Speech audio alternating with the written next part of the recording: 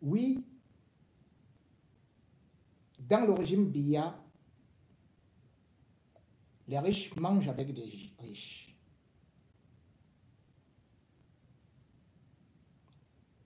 Dans le régime Biya, il n'y a pas de solidarité de la tribu. La preuve, Coco était bel et bien de Zoïtélé, du sud.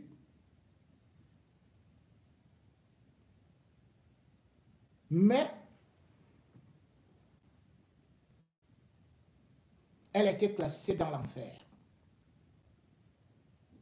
Puisque les autres, ils ont créé des cabarets comme par exemple, comment on appelle ça? L'Éden. Ah oui.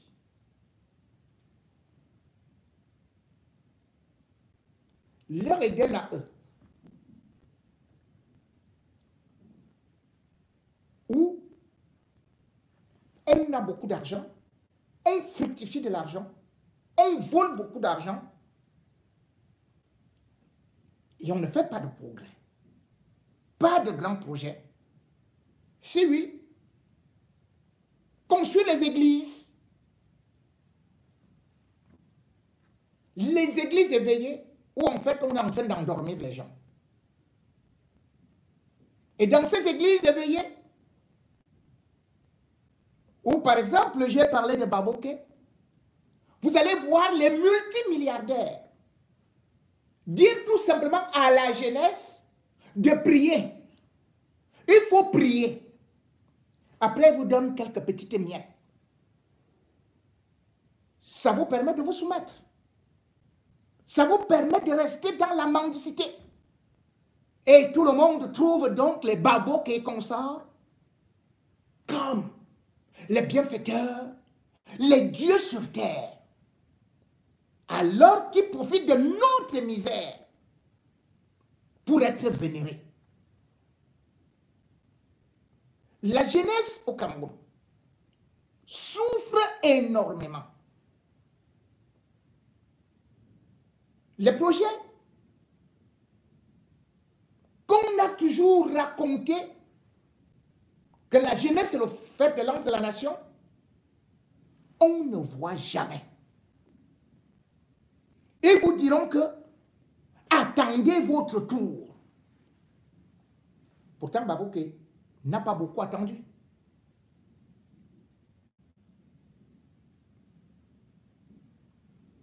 Puisque quand on est de la famille de Chantal Biya, eh bien, on bénéficie de tout. On est promu à la présidence de la République, conseiller technique, et même conseiller spécial, directeur adjoint du cabinet civil. Ah, que c'est beau.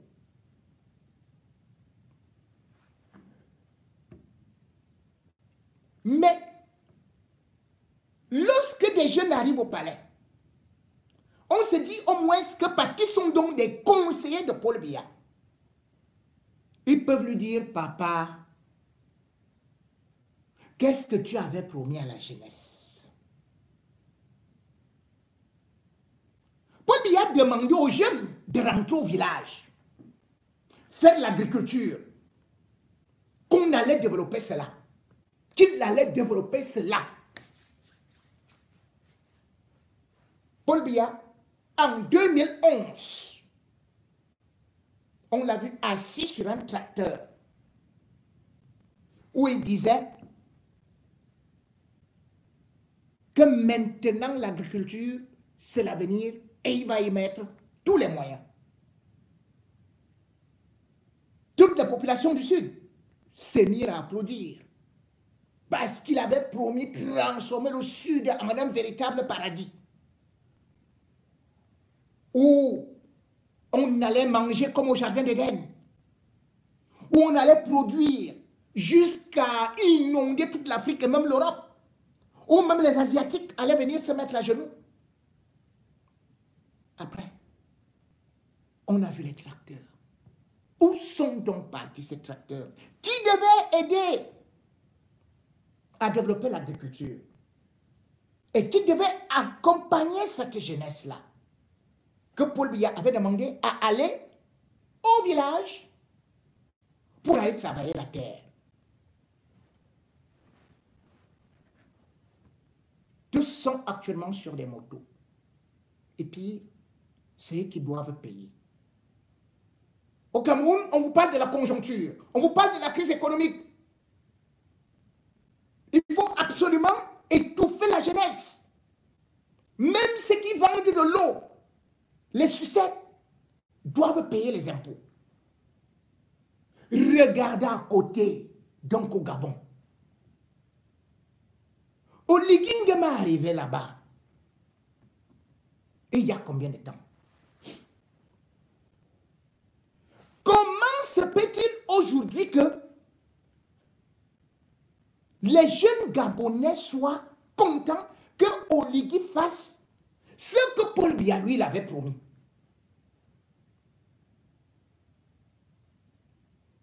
Aujourd'hui, non seulement que Oligui Nguema d'abord acheté des taxis, des véhicules pour offrir aux jeunes, mais il vient même d'acheter des motos sophistiquées, des citernes, des engins, des tracteurs pour développer l'agriculture. Mesdames et messieurs, ça ne sert à rien de bavarder. On juge le maçon, dit-on, au pied du mur. Regardez comment les Gabonais sont fiers d'Oligui Nguema. Ce n'est pas fier par rapport à la propagande, fier par rapport aux réalisations, fier parce qu'il a réussi à démontrer que ce n'est pas parce qu'on dure au pouvoir qu'on réalise des choses. 42 ans au pouvoir. Quelles sont les réalisations? Regardez tout simplement Oligui Nguema ce qu'il vient de faire. Aïe, ouais. Je vous dis souvent, lorsque je me mets derrière une personne, il n'y a pas de hasard. Parce que l'amour qu'a le président de la République gabonaise, son excellence Brice Oligui Nguema, ça se lit et ça se voit par les faits et gestes. Il n'y a pas de hasard lorsque je me mets derrière une personne. Oligui Nguema a encore montré que le Gabon là l'appartient. Il aime les Gabonais comme il aime son pays. Hier, c'était les taxis. Hein? Les taxis qui sont arrivés au port. Gap Plus là, il a fait venir plus de 1000 taxis. Aujourd'hui, il a dit non, il faut lancer aussi les jeunes dans l'agriculture. Ce n'est pas affaire d'un jeune métier qu'on n'a pas vu, qui n'a pas vu le jour là. Un jeune métier. Les choses, les slogans qui n'ont jamais vu le jour. Oligui Nguema est grasso d'abord. Est grasso à comment? Lorsqu'il fait sortir quelque chose de la bouche, ça se réalise. Il est comme Dieu. Quand Dieu a dit, je crée le ciel et la terre, il a fait sortir ça de la bouche. Et tout de suite, ça s'est réalisé. C'est la même chose qu'Oligui Nguema est en train de faire au Gabon. Mon enfant a foi, je n'ai une fille, et une fille bon, et une toi dans lorsque la vipère est en forêt, c'est la vipère des enfants. Lorsque cette vipère est déjà au village, ça devient la vipère des vieux. Les enfants là ont joué avec cette vipère. Oligui Nguema a regardé avec les yeux. Aujourd'hui, cette vipère au village, voici, regardez. Ça, c'est encore l'œuvre du président, l'amour qu'il a pour les Gabonais et pour son pays, le Gabon. Regardez, ça, c'est pour l'agriculture. Hier, c'était un jeune, un taxi. Aujourd'hui, il lance les jeunes dans l'agriculture. Nous sommes fatigués de manger le manioc qui revient d'autres pays. Hein? Nous sommes fatigués de manger la tomate qu'on fait au Cameroun à côté là. Tous les jours, la tomate revient du Cameroun. Les oignons reviennent du Cameroun. Tout revient de l'extérieur. Le président a dit non. Il a amené son cœur au Mouenzé. Il a dit non. Un peu peau, un peu viande, mon peu pour boire à Kadam. Et voici la réalisation, ce qu'il est en train de réaliser. Hein? Et tu dis à toi, un jeune moto pour réaliser les rêves. Là, il n'y a plus à dire, non, il me manque ça, il me manque ça. Non, non, non, non, non, non, non, non, non, non, non. Voici, regardez. Ça, c'est l'amour de quelqu'un qui aime son pays. Voici l'amour de quelqu'un qui aime les Gabonais. Bon, à vous, on va encore accuser qui? Oh, les Gabonais sont des paresseux. Les Gabonais sont des paresseux. Le président a dit, regardez, je mets mes frères en défi. Voici. Là, c'est rien. Ce que vous voyez là, c'est rien. C'est rien. Même les motos là sont climatisées, notre mina. Parce qu'il a compris que quand une personne finit de planter, la personne peut être fatiguée. Il doit se reposer. Là, vous voyez les motos là, non? C'est des matelas en dessous. Il y a des matelas en ressort. Donc, il peut se reposer. Notre mina. Donc, regardez, on fait le tour. Voilà, vous voyez ce genre de moto. Ça, c'est pas les motos qu'on voit de partout là. Les trucs des Chinois là, encore. Ça, Dieu seul sait, là où il a fait la commande. Ça n'est pas les motos que vous voyez de partout là, qu'on transforme les casiers, coco. C'est pas ça. Ces motos-là, ça a tout à l'intérieur. Les pompes pour arroser les plantes. Ces motos que vous voyez là, à l'intérieur, il y a tout. Ça va même à combien de kilomètres heure là. Vous voyez? Après, non, même la voiture a menti. Quel état? Tout ça, c'est pour les Gabonais, l'amour que le président a pour les Gabonais. En gros, c'est pas seulement ça. Regardez maintenant les tracteurs. Voilà, on a vu ça dans d'autres pays. Les Gabonais disaient, si on pouvait avoir ça, si on pouvait avoir ça. Mais comme l'enfant ne pleure pas sur les cuisses de son père, les Congolais, les Gabonais, tout le pays entier, le pays, le Gabon, les jeunes ont pleuré sur les cuisses de leur papa au Gabon. Les jeunes ont dit, non, papa, aide-nous. Papa, nous sommes fatigués. Il a dit, non, attendez, à Zouébou, il y a un problème, il doit avoir la solution. Et voici la solution aujourd'hui. Regardez, vous-même regardez, même les engins là seulement, quand je regarde même les engins avec les phares, c'est comme si les engins là parlaient avec moi, en disant, nous sommes tellement contents de venir au Gabon. Les phares seulement, regardez même devant, on dirait que ce sont les dents, on dirait que c'est une bouche. Parce que les engins parlent que nous sommes contents de venir au Gabon. Vous voyez l'engin là, là c'est climatisé, tout ça c'est climatisé, et c'est Nava Kbazuna non. Vous voyez, c'est pas pour aller draguer les femmes avec ça. Vous voyez non? Parce que l'homme gabonais, lorsqu'on voulait quelque chose, c'est pour aller faire le concert. Et là-bas, c'est quoi? C'est les citernes. On n'a jamais vu ça. C'est pas pour les pompiers, ça c'est pour les Gabonais. Hein? Ça c'est pas pour les pompiers, c'est tout, c'est rempli. Comment est-ce que tu fais ensemble, Seigneur? Regardez, ça c'est pas pour transporter les chevaux. Non, ça c'est pas pour transporter, non, ça c'est peut-être pour la banane ou bien les tarots. C'est pas tous les bâches. Comme je vois dans d'autres pays là, bâches. À cause de mettre la nourriture sous les bâches. Non, le président a dit non. Il faut des coffres. Même la nourriture sera même climatisée. Oh, papa, tu étais où depuis là? Bien, vous étiez où depuis? Vous étiez où de cette année? Même si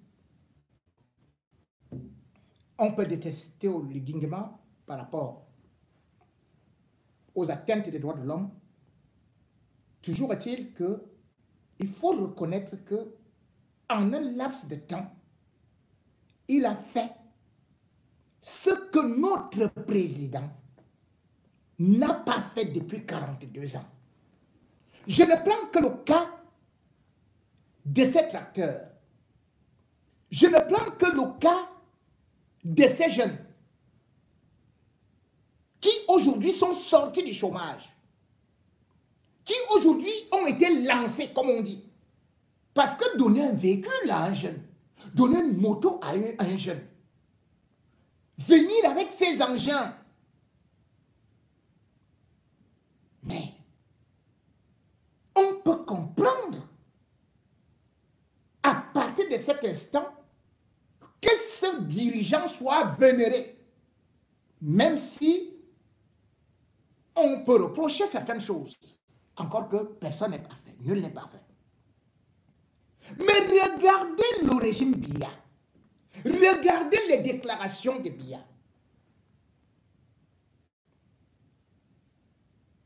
Depuis 2006, le Cameroun a reçu les tracteurs, une première vague. Gratuitement, hein?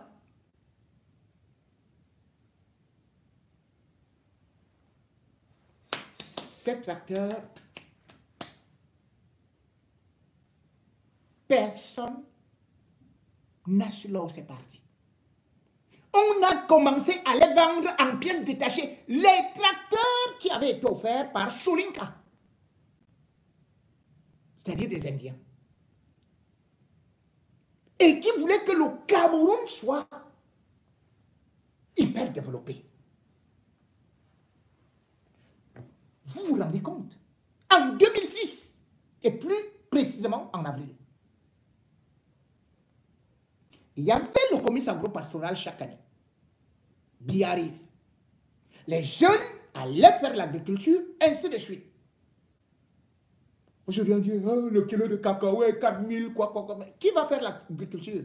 Vous allez faire comment pour partir avec ce cacao de façon que vous faites de façon artisanale? Pour la ville, il n'y a même pas de route. Mais nous sommes sur les denrées alimentaires. Parce qu'on devait produire et du riz, et du maïs, on devait transformer et le manioc et tout. Le commerce agro-pastoral, il a fallu attendre 2011. Alors qu'avec Aïdjo, on le faisait chaque année. Et 2011, c'était Eboloa.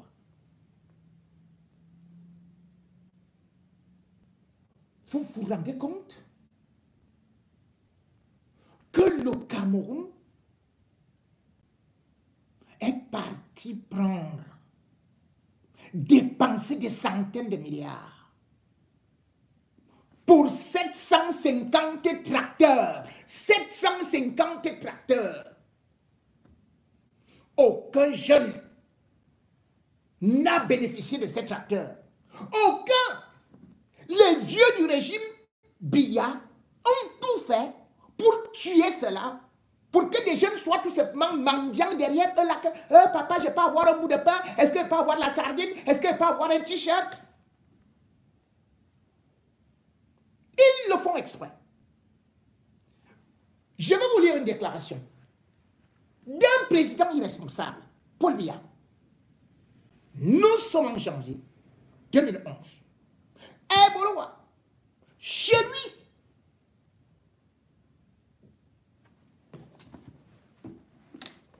plus exactement le 17 janvier. Voilà ce que Paul Biya dit.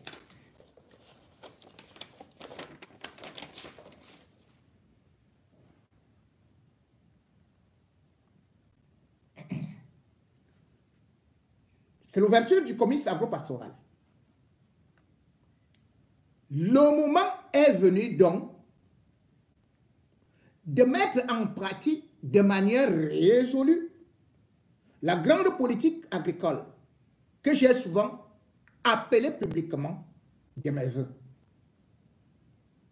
Je m'engage ou j'engage les départements ministériels concernés dans cette voie. Toutes affaires se sentent et je veux des résultats substantiels. Je leur demande de tout mettre en œuvre pour assurer notre sécurité alimentaire, pour créer des emplois en milieu rural, pour réduire nos importations de produits agricoles, afin que notre agriculture, au sens large, joue son rôle de moteur de l'économie nationale.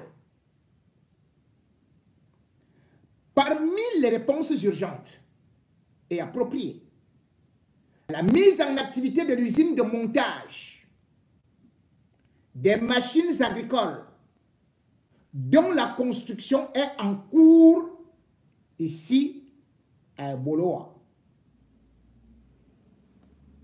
Paul Biya a fini de dire ça. On applaudit. L'élection présidentielle passe. Les boules vont voter Paul Biya à 100%. Il a pensé à nous. Oh, on sera ceci. Oh, on fera cela. Oh, ceci et cela. Un an passe. 2 ans passent. On se retrouve à l'Assemblée nationale. Session ordinaire. Le même Kavaye Djibril était président. Et à cette époque, celui qui était ministre de l'Agriculture, chargé du développement rural, c'est-à-dire on a créé, on a dit maintenant, ministre de l'Agriculture, chargé du développement rural, et qui devait monter l'usine des tracteurs. C'était qui? C'était Jean Kouété. Et à côté de lui, il y avait Louis-Paul Motazé. Jean Kouété, à l'époque, était en même temps vice-premier ministre. À l'Assemblée, devant les députés, comme chaque fois que vous voyez, là, c'est le même théâtre qui vient jouer.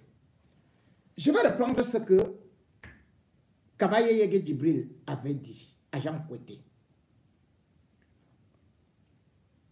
Au sortir du comice agro-pastoral de Boloa, le chef de l'État avait prescrit un délai de 6 mois pour la mise en route de la nouvelle politique agricole. C'est un défi à relever, un défi républicain qui doit à terme assurer à notre pays la création de nombreux emplois, l'amélioration du niveau de vie de nos populations et la sécurité alimentaire dans les 10 régions. Et même dans la sous-région, pour coller à l'ambition de transformer le Cameroun en véritable grenier pour l'Afrique centrale.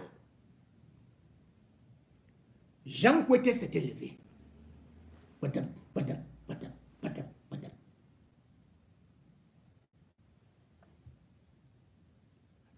main sur le cœur, le père là avait juré que tout est bien prêt. Voilà ce qu'il avait dit. Tous les dossiers sont prêts. La banque des petites et moyennes entreprises a déjà été créée par le chef de l'État. La chambre d'agriculture est fonctionnelle. Récemment, il y a eu la signature d'une convention avec la Société nationale des hydrocarbures sur la création la fabrication des engrais. Et bientôt, on aura les premiers tracteurs montés au Cameroun. Waouh, waouh, waouh, waouh, waouh, waouh, waouh. Un vieux père qui ment. Vous vous rendez compte? Nous sommes en quelle année? Les tracteurs ont commencé à pourrir, d'autres ont été. Les premiers tracteurs qui avaient été donnés au Cameroun en 2006, c'était 60, gratuitement. Gratuitement. Parce que les autres là, pourrissent là-bas, on vend seulement les pièces détachées. Les tracteurs qu'on donnait au Cameroun, c'était pour pousser les jeunes à l'agriculture, au métier de la terre, selon ce que Paul Biya était parti raconter. Et ce sont les Indiens toujours qui avaient donné ça cadeau. Sur 60 tracteurs, 49 ont été détournés par les membres du gouvernement, dont les élites et Kambeti. Ils font le mauvais cœur contre leur propre village, contre leur propre fils. Je vais vous citer. Parce que ce n'est pas moi qui le dis. Hein. Parce que c'est une enquête qui a été faite. Et quand le scandale avait éclaté, c'est-à-dire que les premiers tracteurs de 2006, alors en février 2008, il y a une conférence de presse qui est convoquée à Yaoundé par une association de défense des intérêts collectifs. Cette association s'appelait l'ADIC. C'était en décembre. le préfet, non, le sous-préfet d'Yaoundé 3 s'était levé pour dire interdiction d'organiser cette conférence de presse pour demander où sont passés les tracteurs.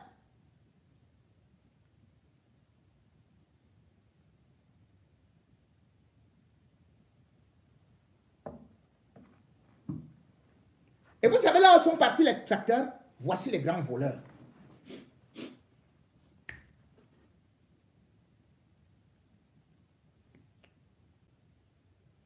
On avait dit que pour avoir le tracteur, il fallait donner 2,5 millions comme participation. Aucun ministre n'a donné un centime. Mais voici les ministres qui ont pris. Polycarpe Ababa, il avait dit que c'est pour ça la palmeraie de Mbesse.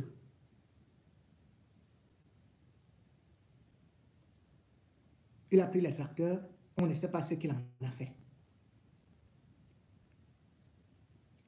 Grégoire Oona, il a dit qu'il allait produire plus que le manioc, du riz, du maïs, qu'il allait même distribuer des ignames, des tomates, des oignons. À travers un truc qu'il appelait Jika Agora. Jika Agora. Demandez à Grégoire Oona, qui dit que le salaire normal c'est 35 000, 36 000, le SMIC. Où sont partis les tracteurs qu'on lui a donnés? Qu'il a pris gratuitement de l'État indien. Demandez à Luc Magloire Mbargatana, qui est toujours ministre. Il a produit quoi? Il vend ça où? Il emploie combien de jeunes? Demandez à Jules Dorel Dongo. Ah, lui, il n'est même plus, on ne parle même plus de lui. Plantation de cribiers.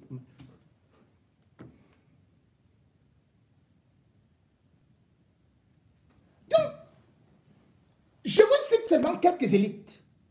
Cela ne veut pas dire que les autres n'ont pas voulu voler, parce que même Amadou Ali a volé.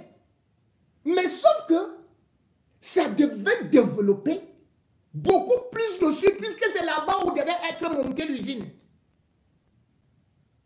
L'usine de montage des tracteurs. C'est-à-dire que vous vous rendez compte, Oli Ingema devait venir acheter les tracteurs au Cameroun.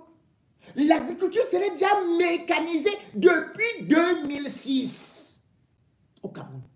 On ne vivrait même plus de faim. Et d'ailleurs, les tracteurs eux-mêmes, ils dégagent les pistes. Mais rien n'a été fait. Qu'est-ce que Biya a fait? Il a prescrit une enquête.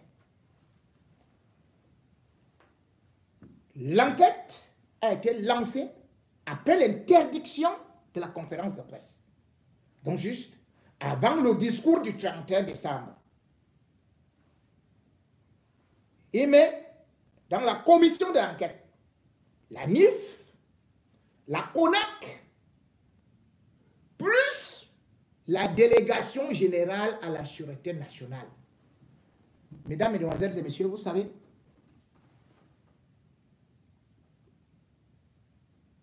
où se trouvent les résultats de cette enquête? Ce que ça a donné? Aucun coupable. Les résultats jusqu'à présent ne sont pas sortis. Ce n'est pas sorti.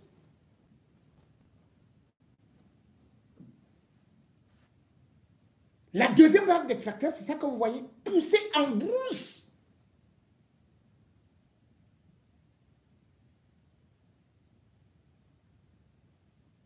Et dans tout ça,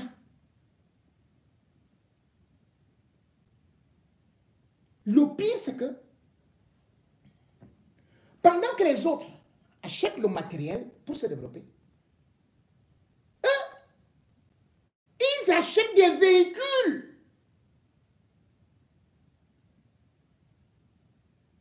Les 4x4, les ceci, à l'administration. Je crois que c'est comme tu qui parlais de ça d'ailleurs. Vous allez voir, je vais vous montrer. Voilà l'ARMP. Le Gabon achète les tracteurs, achète ceci et cela. Les trucs qui vont aider les populations, vont aider au développement. Voici pour le Cameroun. ARMP, Système intégré de gestion ouvert et multiplateforme des marchés publics, publié le 12 décembre 2024 à 14h53. Projet d'appui à la gouvernance des finances publiques. Avis d'appel d'offres national ouvert numéro 003 bar AONO bar Minepat bar SG bar DG COOP bar DIR bar PAG FIP bar UGP bar CSPM bar HSPM bar OYO SMJ bar 2024 du 10 décembre 2024 pour la fourniture, la mise en service et le service après-vente des véhicules au profit, au projet d'appui à la gouvernance des finances publiques. Par FIP. En deux lots. Lot numéro 1. Véhicule station wagon 4x4. Lot 2. Véhicule pick-up 4x4. Double cabine. En procédure d'urgence. Et vous savez là, ils vont prendre cet argent. Ils vont s'endetter. Banque africaine de développement.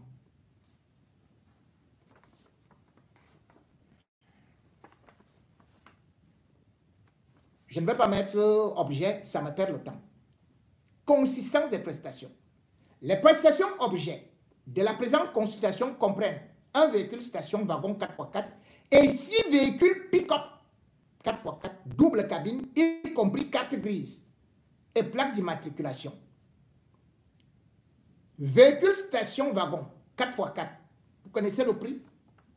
70 325 000 francs l'unité.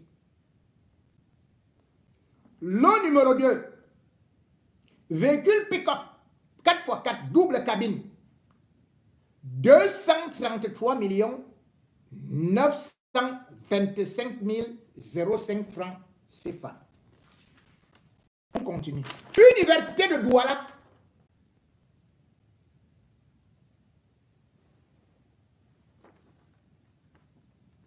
Publié le 12-12-2024 à 5h56. Merde. Les gars là travaillent. Hein? 5h56. Continuons. Avis d'appel d'offres national ouvert, numéro 001 bar, ceci et cela et tout. Procédure d'urgence pour la fourniture de 2 véhicules de fonction pour le recteur et le directeur de l'ISH et 2 minibus pour Polytechnique et IS, Université de Douala, raison 3 lots. Voilà. Bijou autonome. On vous a dit que on est en train de faire des économies. Hein? On demande aux autres de serrer les ceintures. On nous dit donc que la prestation du président machin et tout. Un véhicule de tourisme type 4x4, 12 chevaux station machin et tout. Un véhicule de tourisme 4x4 pour le directeur de l'Institut des sciences et machin et tout à Yabassi et machin et tout. On continue. Coût prévisionnel 255 millions de francs CFA. Nous avons donc un véhicule qui est évalué à 90 millions. Dans le deuxième lot, nous avons aussi un véhicule à 30 millions. Dans le lot numéro 3, nous avons le véhicule à 105 millions. Le présent appel d'offres est passé en 3 lots, ainsi qu'il suit. Ainsi. Mesdames et messieurs, voilà les documents de l'État du Cameroun. Quand les autres se battent pour développer le pays, pour faire des économies, les gars, si ils s'achètent des 4x4, ils sont en ville, hein. Ils iront chez eux, Ils vont en boîte, ils transportent les femmes. Le bon de carburant, n'en parlons donc pas. Quel est ce pays? Quel est ce pays? Et avec tout ça, ils vont vous dire que oh, ils aiment le pays, ils sont vraiment, ils sont des gens qui veulent que le pays se développe, ils sont incroyablement attentifs à la souffrance du peuple, ils vont faire des économies, oh oui, serrez vos ceintures, et oui, maintenant payez les impôts, et après cela, vous allez voir comment est-ce que nous aussi, on va vous rendre heureux, on va faire ceci et cela, et tout ça. Je suis vraiment stupéfait. Le pire, c'est quoi? C'est que pendant que les autres soulagent les jeunes, ces yeux demandent aux jeunes, vous vous rendez compte au Gabon, on vous dit qu'on donne les véhicules aux jeunes. Mais le régime Biya demande aux motos-taximens, c'est-à-dire que quelqu'un est parti s'endetter pour acheter sa moto.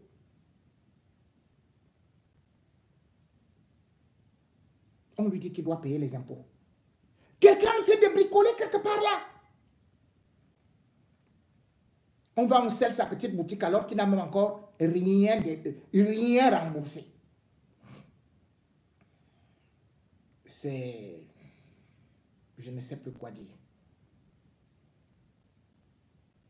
Je vais vous faire écouter justement un jeune qui, ayant ras-le-bol, a décidé et appelle les autres qui ne peuvent plus payer ces impôts-là. Peut-être qu'il ira au Gabon. Ailleurs, on s'occupe des jeunes. Au Cameroun, on broie les jeunes, on exploite les jeunes, on ruine les jeunes. Chers Camerounais, je passe mon message au président Paul Biya. Directement, je ne passe pas par ses ministres. Je suis fatigué, nous sommes fatigués de vivre la même chose. Vous allez constater, moi je suis un jeune Camerounais, je me débrouille. Je suis là dans une boutique, comme vous pouvez constater là. Je me débrouille pour ne pas voler. Mais j'en ai marre, je suis fatigué. Déjà au moins 16 groupes d'impôts. Veuillez au moins regarder sur nous, le bas peuple, nous on vit, si on mange même. Pendant que vous voulez dans vos Prado, dans vos grosses voitures, regardez si nous on mange même. Voilà un papier qu'on me laisse, je viens de chauffer tout à l'heure, je ne paye pas ça. Ça là, je ne déchire pas, mais je froisse. Je ne paye pas. Je ne paye pas, je ne peux pas déchirer parce que c'est quand même la loi, c'est quand même écrit, je ne déchire pas, mais je ne paye pas ça. Nous sommes fatigués de vivre la même chose. Comme vous voulez, vous m'activez la haine. Le mal que vous avez cultivé en nous, mais on vit avec ça. Il n'y a pas de problème. Dès qu'on ferme là, on ferme ça. Moi, on ferme ça. Moi, jeune Camerounais, je deviens bandit, je deviens arnaqueur, je deviens fumeur de banga. C'est moi qui va agresser partout là maintenant. Dès qu'on ferme là, c'est quelle histoire? Je suis fatigué. Rien qu'aujourd'hui, 3 équipes. Je vais publier la vidéo quand on était ici en train de chauffer avec eux là tout à l'heure. 3 équipes d'impôts. Je suis fatigué.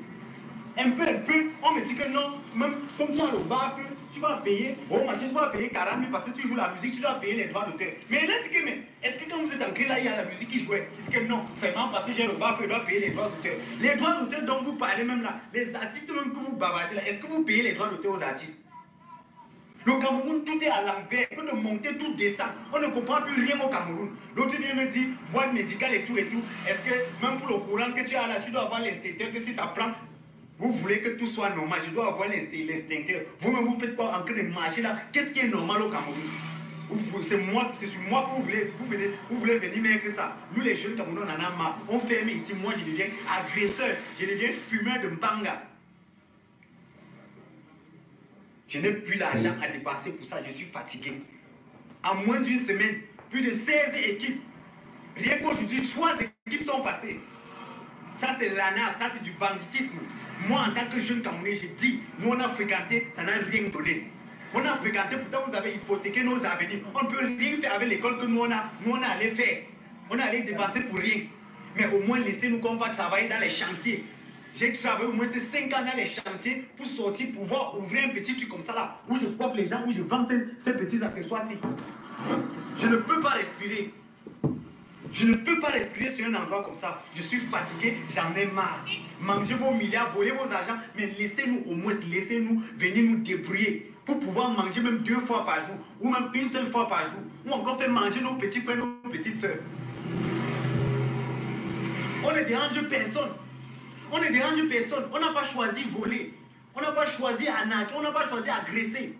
Mais vous voulez que nous, on devienne ça. Parce que d'abord, à un moment donné, nous avons pensé à faire ça. Mais c'est parce que nous avons vu qu'on ne veut pas ça pour notre pays, que nous sommes lancés au chat, en train de travailler, en train de se battre.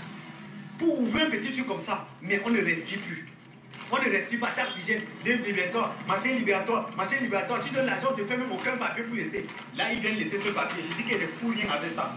Ça ne va pas m'aider. Bon. Mesdames et messieurs, le courroux de ce jeune homme montre justement le degré de méchanceté de ce régime. Où va l'argent des impôts?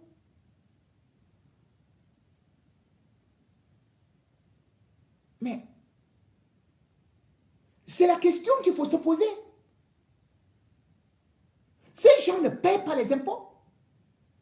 Eux-mêmes.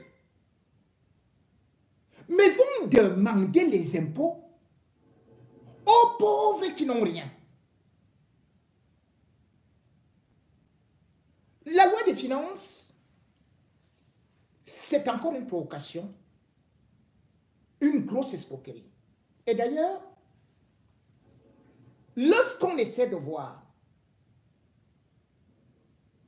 notre pays, plus les années passent,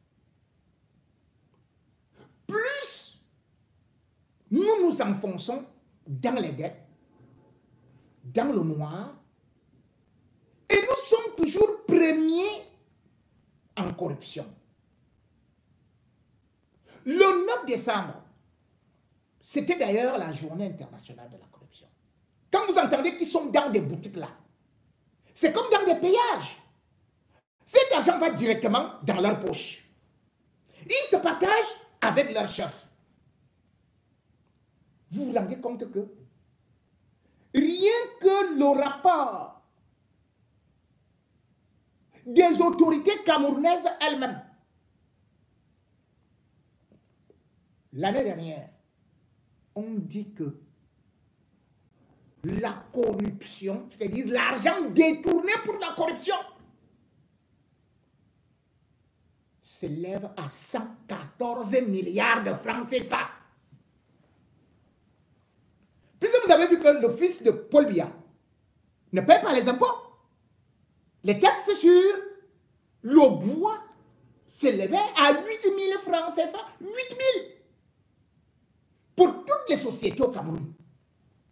Et quand vous prenez déjà, rien que pour les impôts, la somme de 114 milliards, 35 millions, 922 502 francs CFA.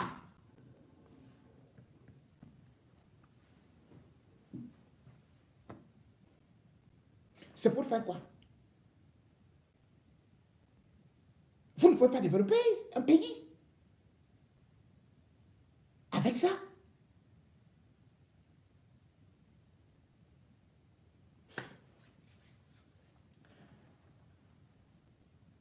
Pour ceux qui n'ont pas compris cette loi des finances, sachez que tout ce qu'ils vous disent, nous allons nous enfoncer. Vous allez vous enfoncer. Vous allez vous manger, ou même manger les excréments. C'est un spécialiste qui parle. Je vais un peu lire son analyse sur ce qui vous attend, sur ce que le régime Biya ne vous dit pas. C'est lui, Marie Cap 2. Mesdames et messieurs, serrez vos ceintures. 2025 sera un jinja. Caillou. préparez-vous à manger dans les poubelles. Le projet de loi des finances 2025 a été finalement déposé, adopté à l'Assemblée nationale avec près de 40 jours de retard. Une exception camerounaise. Les députés sont réquisitionnés pour travailler nuit et jour afin de se prononcer sur le contenu. Ils ne font pas de magie. Pourtant, ce projet de loi consacre le budget de la République du Cameroun pour l'année 2025. En réalité, l'un des documents les plus importants de la République. À l'analyse, il n'y a rien à se mettre sous la dent. Au contraire, de nouvelles dispositions laissent entrevoir des lendemains difficiles pour les citoyens.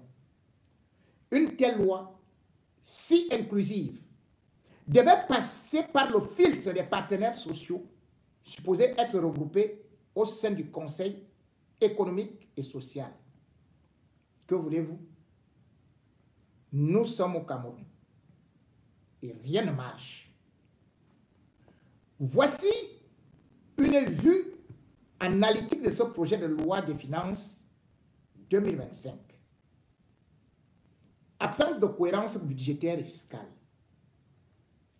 À la question de savoir quelle est la vision économique de l'État du Cameroun, la loi de finances 2025 ne permet pas de dire clairement si l'on s'inscrit toujours dans le cadre de la SND 30 ou non.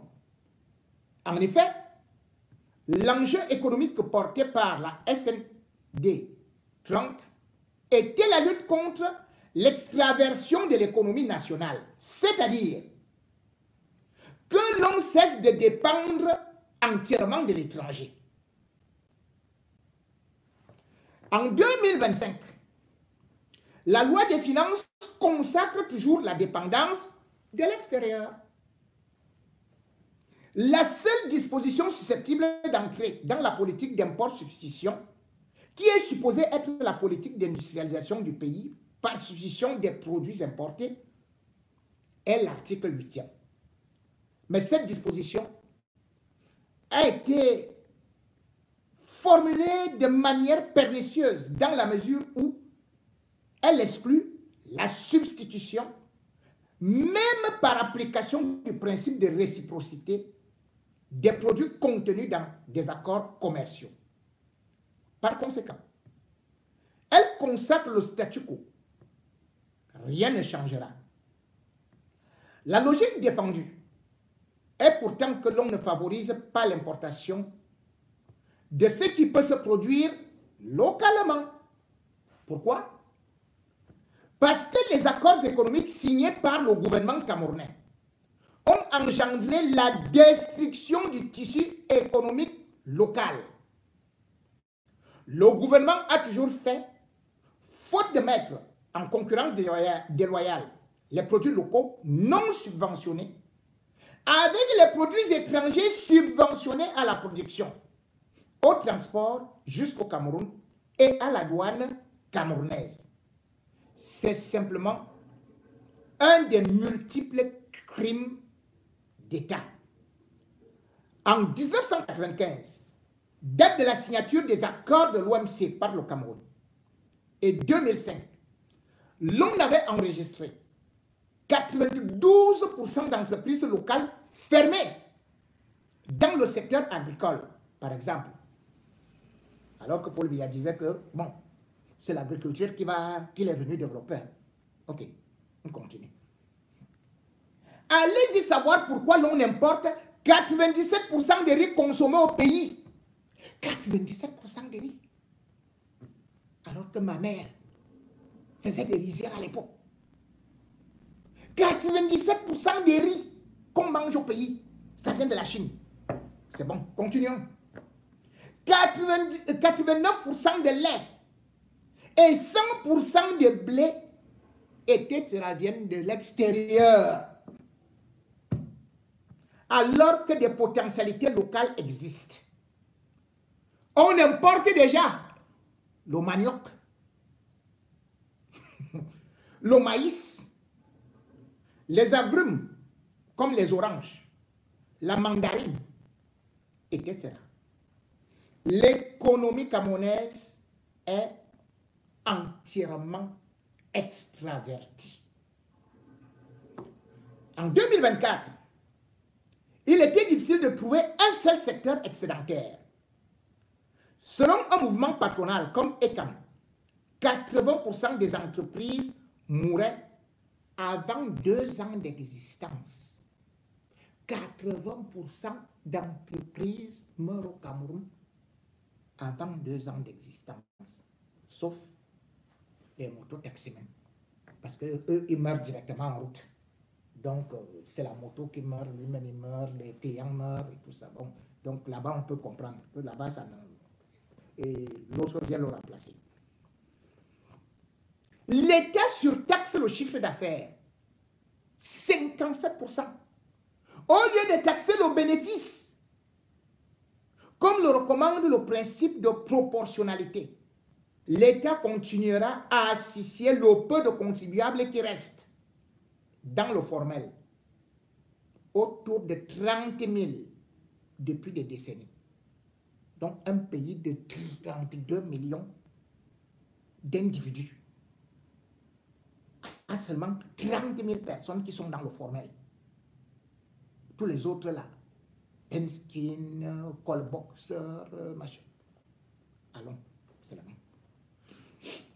Or, l'élargissement de l'assiette fiscale peut se faire à l'horizontale. Selon l'INS, l'on note au Cameroun 3,5 millions d'unités de production informelle, entre parenthèses UPI, c'est-à-dire des potentiels contribuables qu'un gouvernement sérieux pouvait capter en baissant plutôt les impôts. En effet, l'informel est devenu le secteur refuge au Cameroun. Les gens maintiennent une vitrine au marché et installent leurs magasins chez eux, dans les quartiers. L'économie fonctionne au noir. Les citoyens fuient les impôts. Il était temps de changer de perspective et le gouvernement a raté l'occasion de le faire. Une politique économique met en cohérence la monnaie, le budget et les impôts dans le but d'atteindre la croissance, l'emploi, la stabilité des prix et l'équilibre externe. En 2025, il est légitime de se demander où est-ce que le gouvernement nous conduit avec la reconduction quasi totale du budget 2024. Une politique budgétaire consiste à utiliser le budget de l'État pour agir sur la conjoncture. Quel est le problème que résout le budget 2025? La croissance. Comment peut-on avoir la croissance sans produire localement et sans investir? L'emploi et la lutte contre le chômage. Comment peut-on créer les emplois sans améliorer le climat des affaires? La politique budgétaire du Cameroun favorise le bail en cela et le transport clandestin mototaxi. Est-ce la sécurité de l'emploi demandée par les jeunes? Comment arrive-t-on à lutter contre l'exode rural avec une telle politique économique? Environ 200 000 nouvelles personnes arrivent à Douala et Yaoundé chaque année. Est-ce tenable en termes d'infrastructure, d'emploi, de santé, d'éducation, de logement, d'alimentation, etc.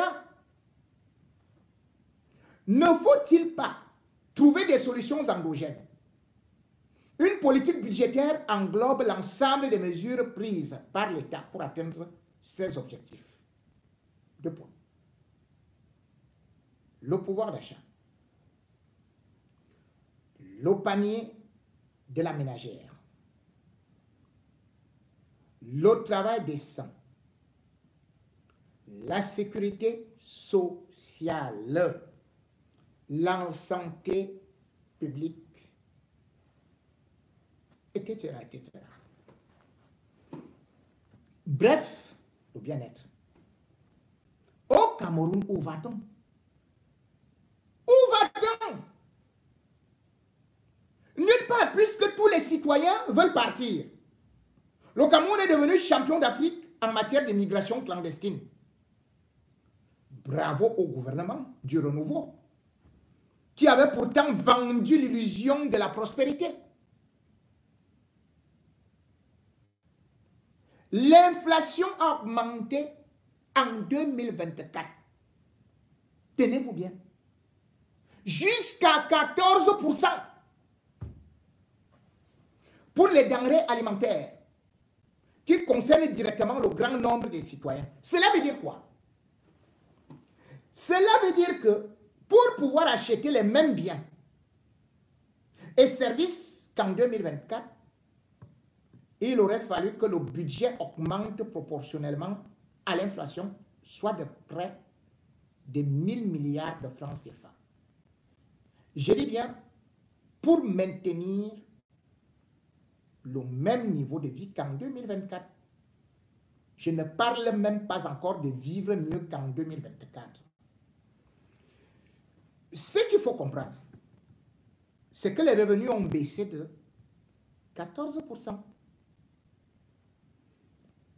en 2024 et qu'il faudrait dépenser environ 1400 pour acheter le bien ou le service qui coûtait 1000 francs CFA en 2024.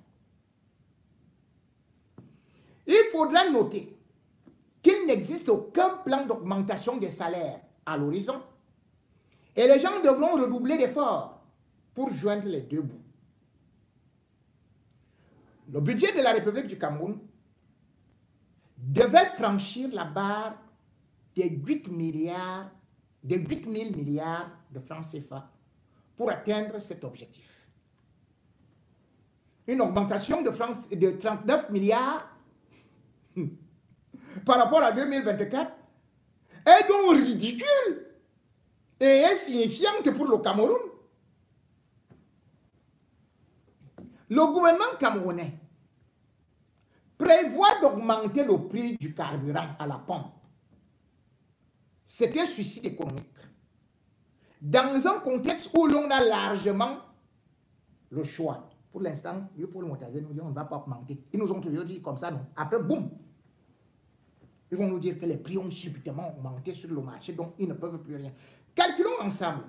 En ce mois de décembre 2024, le prix de revient d'un litre de super au port de Douala est de 369 francs CFA. Le prix de la pomme est de 840 francs CFA controversé du gouvernement. Si le gouvernement était social-démocrate, comme nous autres, alors, l'on pouvait vendre le litre du super à 400 francs CFA. Mais ils sont mafieux et capitalistes. Et ils ont mis une chaîne de 9 intervenants dans le processus d'importation du carburant. Et chaque acteur s'en tire avec sa part du gâteau. Gaston et l'undoye. Continuons seulement. C'est déjà le choix de passer par un importateur pour acheter le carburant et d'expliquer que le gouvernement subventionne le carburant dans la mesure où il paye cash l'importation. Quelle folie! Pourquoi passer par un intermédiaire à qui l'on paye cash alors qu'on pouvait aussi directement acheter avec ce cash au trader? Pourquoi même acheter aux traders qui font la spéculation alors qu'on pouvait directement commander à Dangote, par exemple? Le citoyen camerounais paie le choix du gouvernement camerounais pour la mafia et le capitalisme. Il consacre le monopole à quelques individus et ne favorise pas la libre compétition. Pourquoi y a-t-il un seul fournisseur de super au Cameroun? C'est la maison de son père. Il faut comprendre que sur chaque litre, en ce mois de décembre 2024, le consommateur paye 41 francs CFA de prime et 16 francs CFA de marge à l'importateur mafieux et gros bébé que l'on nourrit et qui n'a aucune surface financière pour travailler. Avançons. Pourquoi choisit-on d'avoir à la fois des marketeurs et des sous-distributeurs dans les stations essence? Pourquoi est-ce que le consommateur doit payer une marge de 16 francs CFA aux sous-distributeurs qu'on peut supprimer? Aussi, où passe le bénéfice que 2025, que la CSPH a réalisé en 2025, que 2025 réalise la CSPH? À quoi sert cette structure puisque le citoyen consommateur ne profite jamais de la baisse des prix du baril de pétrole sur le marché international?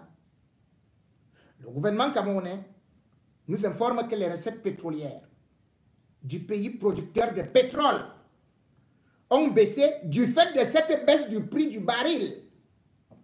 Mais il explique paradoxalement que les prix doivent augmenter à la pompe du fait de la conjoncture internationale.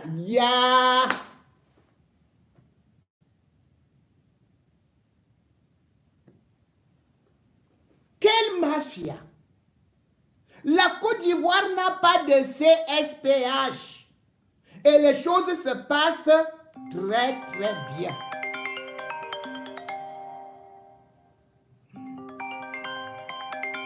Et les choses se passent très très bien. On nous explique que la CSPH s'occupe du transport et la SCDP, alors, excusez-moi un instant.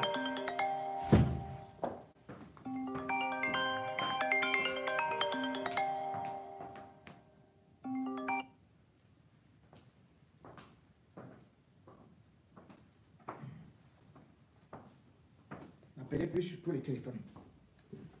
Je suis engagé là. Vous êtes en train de m'enlever le carburant, le peu de carburant qu'il y a dans mon ventre là.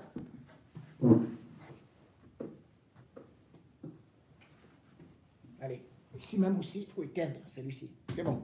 Voilà. Continuons. Quand on est en train de lire la mafia, c'est là où ils sont en train de nous appeler. Ce n'est pas possible. Je vous en prie.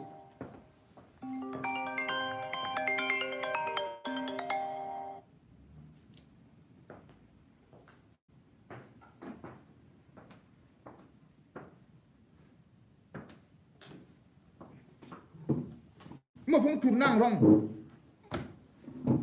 J'espère que vous n'avez pas perdu le fil des idées.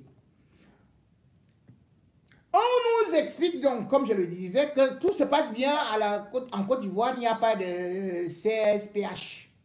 Gaston Elundou.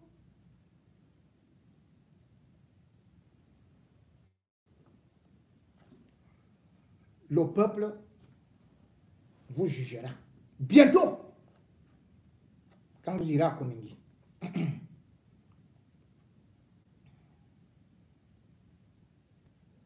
On nous explique que la CSPH s'occupe du transport du carburant. Et la SCDP alors,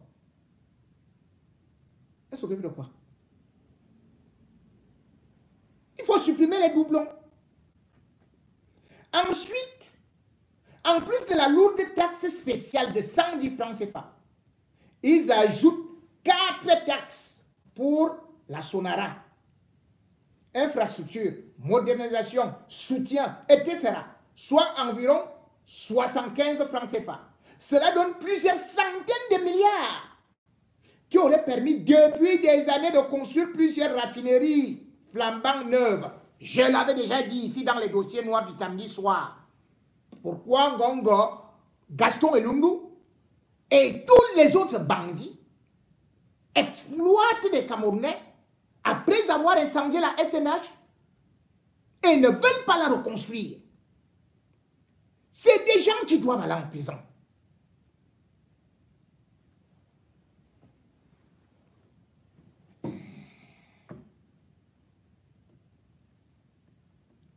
Mais où va l'argent que l'on fait payer aux consommateurs pour la Sonara? Pire, l'État prélève 8 fois la TVA sur le litre de carburant sans compter les frais de douane. 2 fois. Hey! Motazé. Motazéro. Motavol.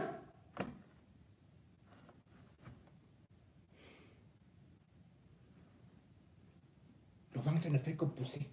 Le ventre du gars là ne fait que pousser. Il vole. Soyons sérieux. En décembre 2024, ce que le gouvernement appelle subvention s'intitule soutien, remboursement de l'État, qui ne représentait plus que 48 francs CFA. C'est-à-dire que l'État surtaxe à près de 60% le litre du carburant, près de 500 francs CFA, et rembourse 48 francs CFA. Hein?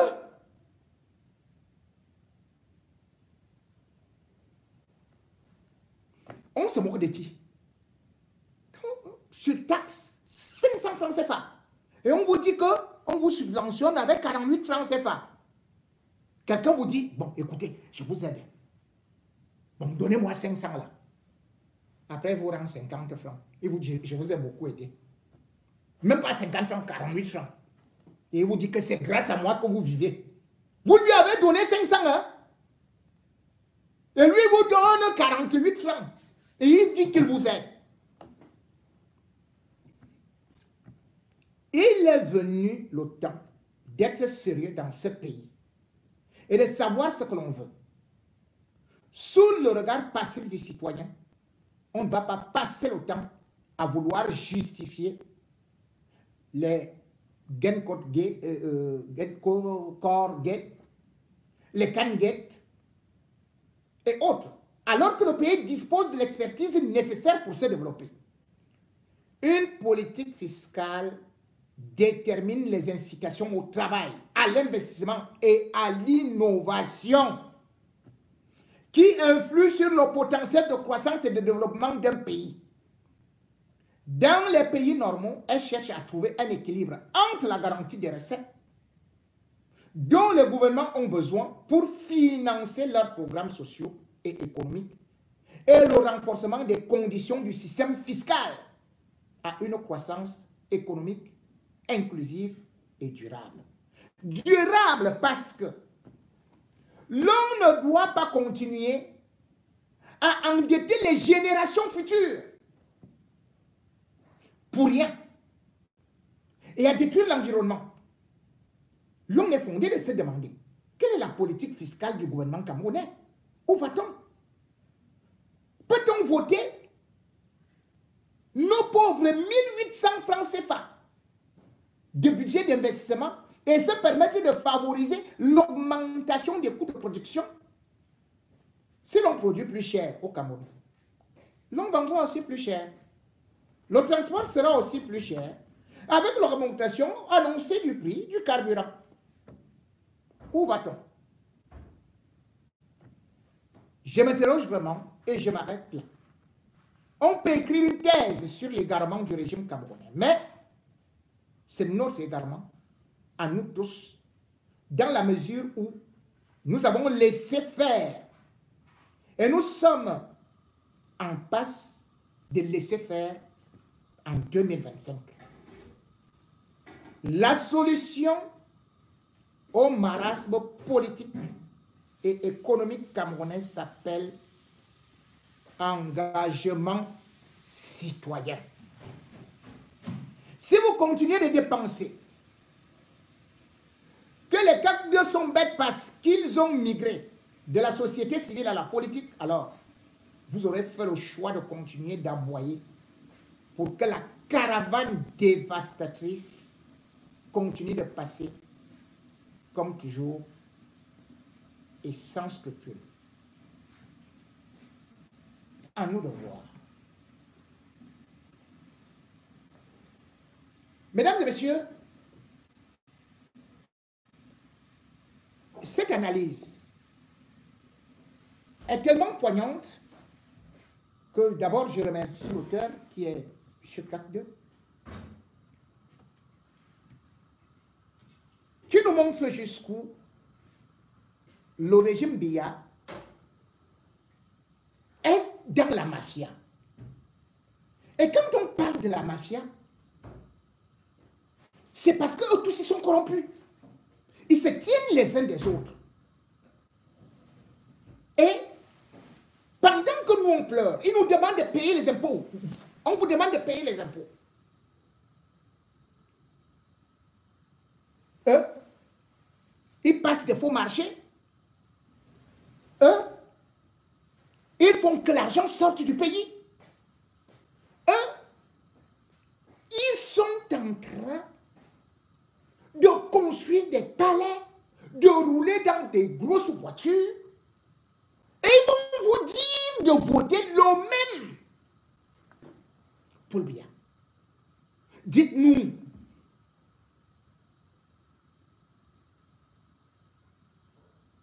y a-t-il eu augmentation de salaire depuis que Paul Biya est là? Comment on peut expliquer qu'en Guinée équatoriale, les salaires soient élevés? Comment on peut expliquer qu'en Côte d'Ivoire, les salaires soient élevés? Comment peut-on expliquer qu'au Sénégal, les salaires soient élevés, qu'on ne paye pas autant de taxes?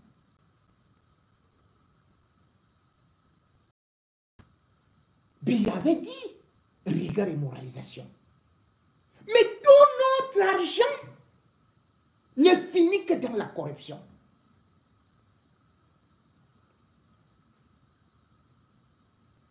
Que la corruption. Les grands corrompus sont là. Et ce sont les grands corrompus qui veulent nous donner des leçons de patriotisme.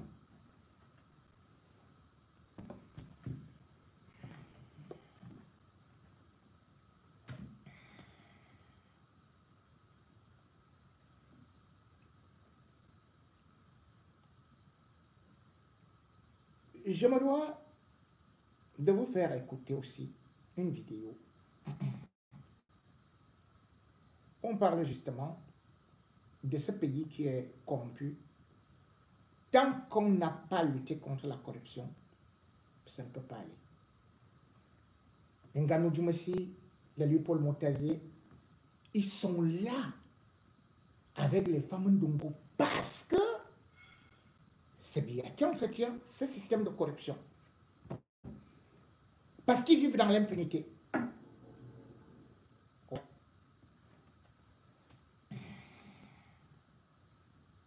Un tout petit peu du bilan de plus de 40 ans au pouvoir du président Paul Biya, Éric Tchingé. Question facile, question simple. On applaudit ou bien nous pleurons? Vous savez, le président, comme je disais tantôt, avait une grande vision de ce pays. Je le sais parce que j'ai eu à discuter avec lui, une grande vision. Mais cette vision n'a jamais été réalisée. Donc, faut-il pleurer?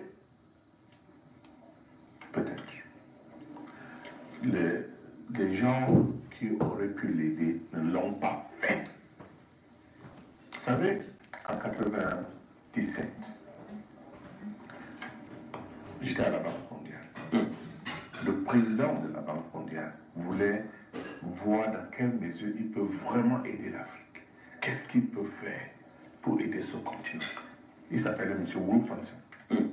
Alors il décide de parler au chef d'État africain, mais il ne pouvait pas les convoquer parce qu'il n'est pas président.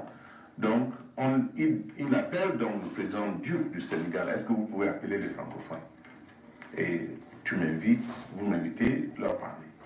Et il appelle le président de l'Ouganda, Museveni. Est-ce que vous pouvez inviter les anglophones?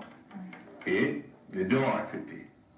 Alors, pour préparer la réunion, il a envoyé une délégation à travers le continent, demander à chaque chef d'État quel est ce problème, qu'est-ce qui peut déclencher le développement chez lui.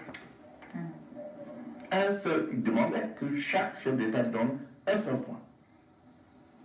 Donc on a fait le tour et arrivé au Gabon, le président gabonais, Omar Bongo, a parlé de la nécessité de maîtriser l'extraction des mines au pays, et ainsi de suite. D'autres ont parlé de la transformation des produits de base, d'autres ont parlé des infrastructures, certains ont parlé de l'école. Vous croyez que le président Biya a parlé de quoi? Quel était ce seul point? Dites-nous. Je vous demande, qu'est-ce que vous imaginez un peu? L'agriculture, il est agriculteur. Très bien comme idée. Ah, pour toi, un élément chef de l'économie gabonaise. Des matières premières. Ok, très bien, absolument. Je ne veux pas demander à ce patron ici, là. Le président Biya a dit le tribalisme. Le tribalisme. C'est ce que le président Biya a donné. Comme en 97, à la Banque mondiale.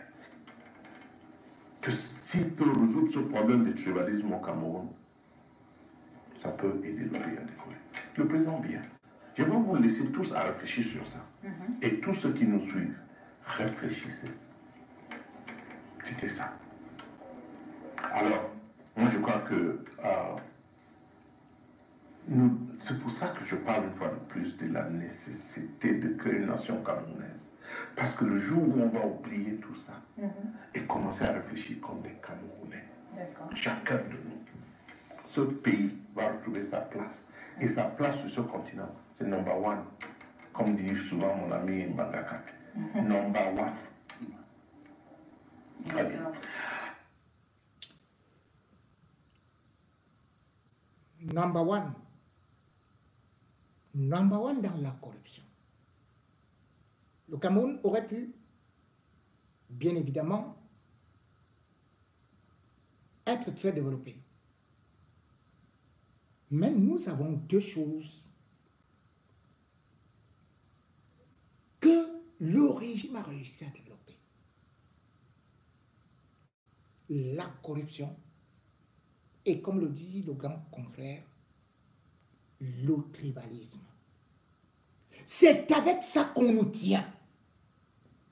C'est avec ça que le Camerounais ne peut pas entrevoir le changement. Parce qu'on nous fait avoir peur de l'autre.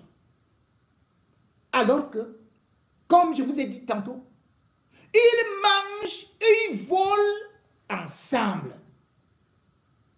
Mais lorsqu'approchent les élections,